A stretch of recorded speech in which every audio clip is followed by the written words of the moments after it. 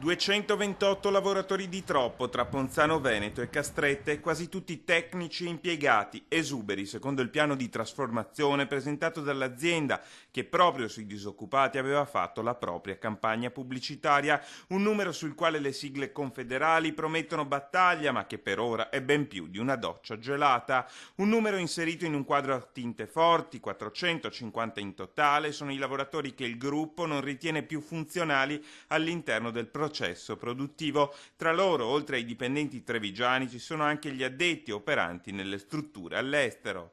Per noi è un annuncio shock.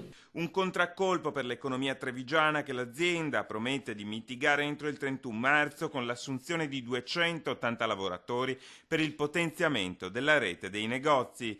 Una decisione che rischia intanto di ripercuotersi soprattutto sulle donne impiegate per la gran parte nei due stabilimenti trevigiani, ma anche nelle piccole aziende dell'indotto. Il piano prevede infatti la recessione di decine di commesse affidate ai terzisti che in molti casi lavorano solo per l'azienda controllata da Villa Minelli.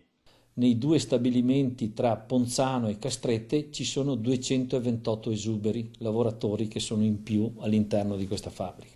Il provvedimento arriva nel momento in cui, sottolineano i sindacati, le due aziende stanno già pagando il peso della crisi sulla propria pelle. Ricordo inoltre che ne abbiamo 150 in solidarietà alla somma di questi.